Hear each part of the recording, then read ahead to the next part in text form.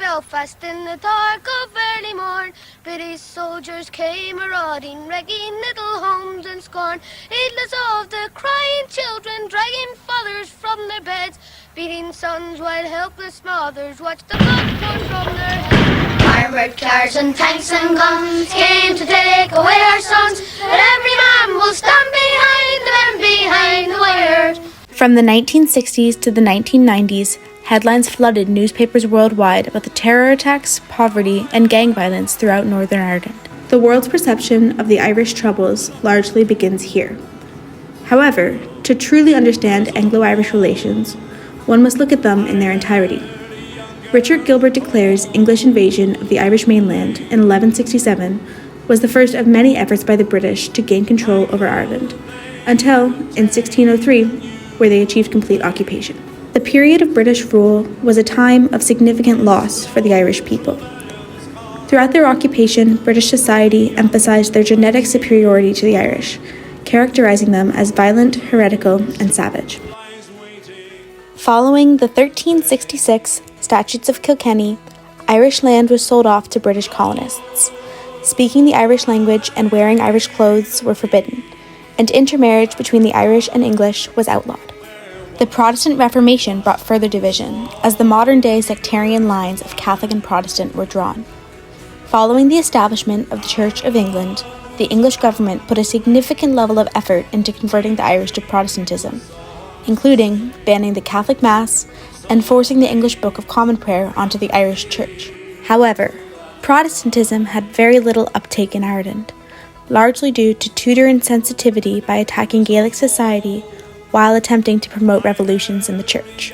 The growing tension between the Irish and English communities was further exacerbated by the Great Famine, in which 1 million Irish people starved due to failed potato crops and a lack of British intervention. Ireland's population has still not recovered to pre-famine levels. The Irish revolted through this oppression countless times throughout their occupation, achieving success nearly 750 years after the original English invasion, with the 1916 Easter Rising. This led to the Irish War of Independence, which ended in 1921. This victory did not guarantee freedom for all of Ireland, though, as the British still wanted to protect the largely Protestant areas of the nation and maintain control of the key port city, Belfast. Thus, the 6 counties occupying ancient Ireland's Kingdom of Ulster became Northern Ireland and remained part of the United Kingdom. The centuries-long sectarian divides and new border across the island sets the stage for the era that we now call the Troubles.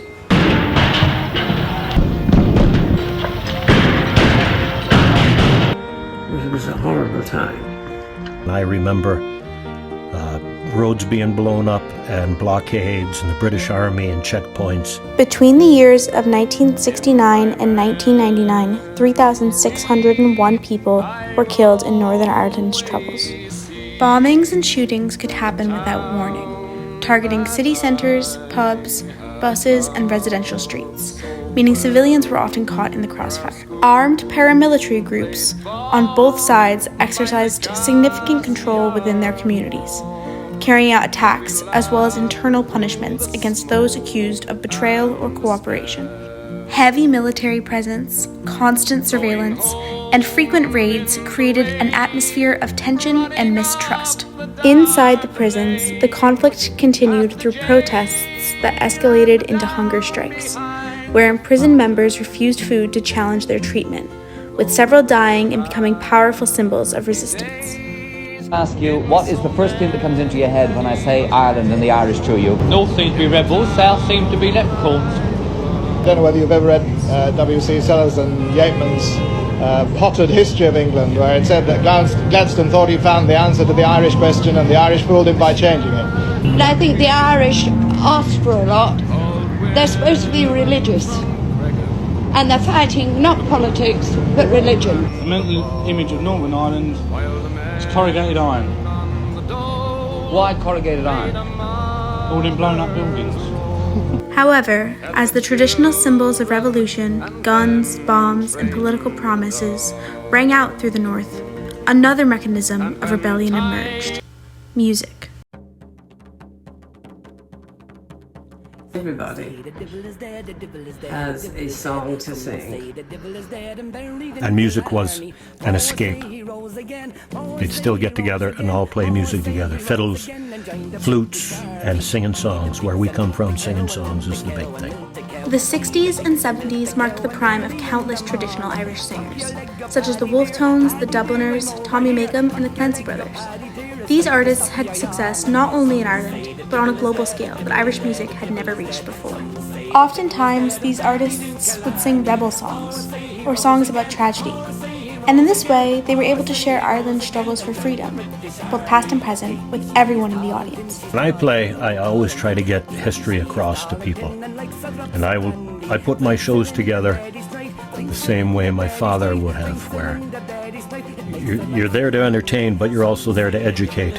Irish music's global success was only a small part of its role in the Troubles, as traditional music offered Irish people a solace in their culture and a comfort during times of war and devastation. It's absolutely part of the DNA of Ireland, of its people, of its history to be very mindful of its tragedies. And while it's certainly Irish literature and song certainly soars in its success, it also sort of wallows in its misery. It was just after the Battle of the Bogside, and everybody knew bad times were coming, but they threw a big party one weekend before the Troubles really hit in Derry.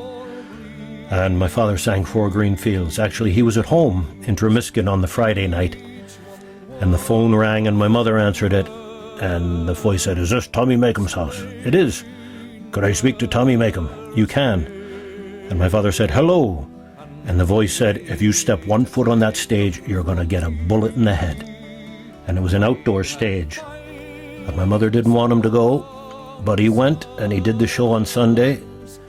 Ray Durham next to him playing guitar, and he sang Four Green Fields. And he said that's when he knew it was more than a song. He sang it, and the electricity from the audience made the hair on his arm stand up. There were a lot of rebel songs sung, and there were a lot of anti-Catholic songs sung. That is how they deal with things. They sing a song about it. Though significantly less popular on a global scale than Irish jigs or ballads, Protestant cause wrote songs describing their loyalty and devotion to the king. These were typically exclusively written in English, while many Catholic songs had Irish translations. Protestant or unionist expression of music and culture because it comes from a certain ascendancy or power structure that didn't need to be hidden or in any way obscured. It manifests itself as, fifes and drums on July 12th. In this way, it may seem as though the differences in the music shows the fundamental difference between Catholics and Protestants. Slow, droning fiddles and extravagant fifes could never work in conjunction with one another, but two voices could. And many voices met in 2007 at Croke Park, a sports stadium historically reserved for Gaelic games. For the first time, the English game of rugby was allowed to be played at Croke Park in an Ireland versus English match. Following the national anthem of the Republic of Ireland, Ireland's Call, the unified anthem of the Irish rugby team, was played, embraced by the players from both sides of the border and fans throughout the stands. In this way, the 26 counties from the south and 6 from the north played as an Ireland, united in revolution of song and spirit, and a hope for a more peaceful future together.